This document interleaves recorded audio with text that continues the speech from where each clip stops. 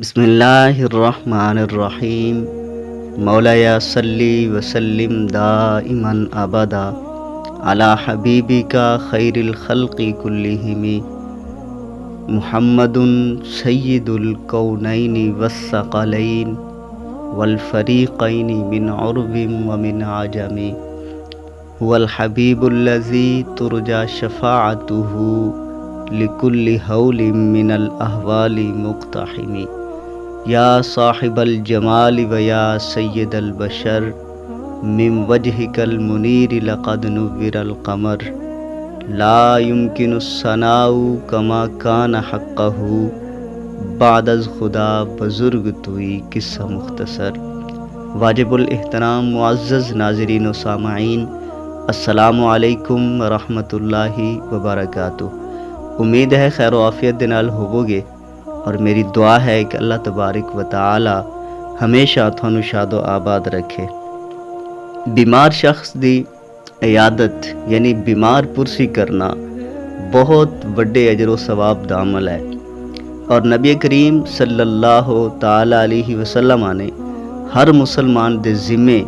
جو دوسرے مسلمانوں دے حقوق بیان فرمائے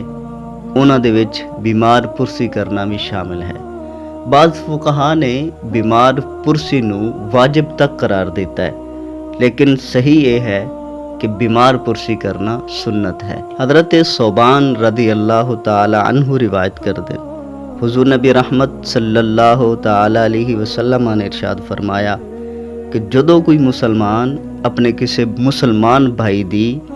بیمار پرسی واسطے جاندا ہے تو وہ مسلسل جنت دے باغ دے وچ رہندا ہے۔ امیر المومنین حضرت سیدنا علی المرتضیٰ رضی اللہ تعالی عنہ فرماندے ہیں کہ حضور نبی رحمت صلی اللہ تعالی علیہ وسلم نے ارشاد فرمایا کہ جو کو مسلمان صبح دے وقت کسی دوسرے مسلمان دی عیادت واسطے جاوے تو شام تک 70,000 فرشتے اس بندے واسطے دعائے خیر کرتے رہندے ہیں، اور اگر اے بندہ شام دے وقت کسی دی عیادت واسطے گیا تو اگلی صبح تک 70,000 فرشتے اس بندے واسطے دعائے بخشش اور دعائے مغفرت کرتے رہندے ہیں، اور اس بندے نو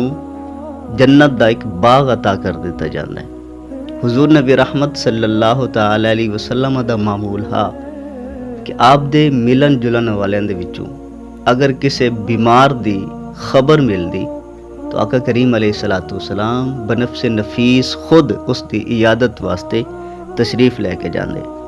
عیادت کرن دے کچھ آداب ہیں کہ جدوں تسی کسی مریض دی عیادت واسطے جاؤ، حکم ہے کہ اس دے متھے تے پیشانی تے ہاتھ رکھ کے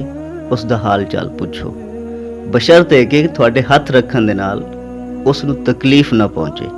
اگر تکلیف دا اندیشہ ہے تو پھر ویسے حال چال پوچھ لینا چاہیے، یا اس دے گھر والے دے کولوں حال پوچھ لو اور اس دی خیریت معلوم کر لو،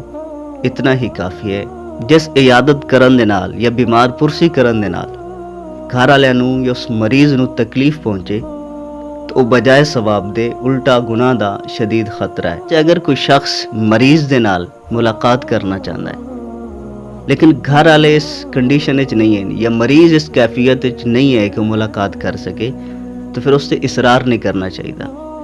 بعض دوست جاندے ہیں ملاقات کرن واسطے یا مریض دی عیادت کرن واسطے تو گھر والے نو بعض اوقات دقت اٹھانی پیندی ہے، پردے دا انتظام کرنا پیندا ہے، یا مریض نو تکلیف ہوندی ہے اٹھن واسطے یا باہر جان واسطے، ہر بندے واسطے باہر نہیں گیا جا سکتا۔ تو اس صورت دے وچ اس دی عیادت کرن دے بجائے اس دے گھر والے دے کول اس دا حال چال پوچھ لو، اور اگر زیادہ ہی شوق ہے کہ انہوں پتہ لگے کہ فلانا آیا ہا تو پھر میاں اس دے گھر والے نو دس دیو کہ اس نو دس دیا جائے تھوڑا فلان دوست آیا ہا، تیری بیمار پرسی کرن واسطے آیا ہا اور تیرے واسطے صحت دی دعا کردا ہا۔ اسی طرح حدیث پاک دے وچ اس چیز دی تاکید کیتی گئی کہ جڑا بندہ کسی مریض دی عیادت واسطے جاوے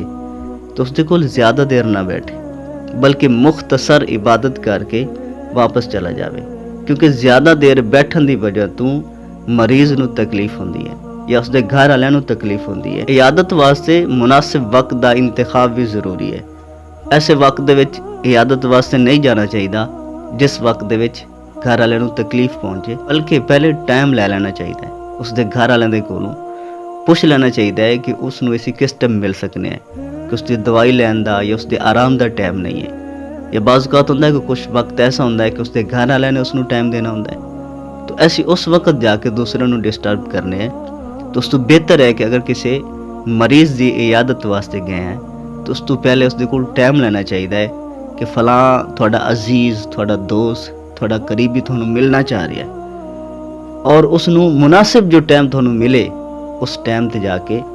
مریض دی عیادت کرنی چاہیے ہے۔ اللہ تبارک و تعالی عمل دی توفیق عطا فرمائے۔ السلام علیکم ورحمۃ اللہ وبرکاتہ۔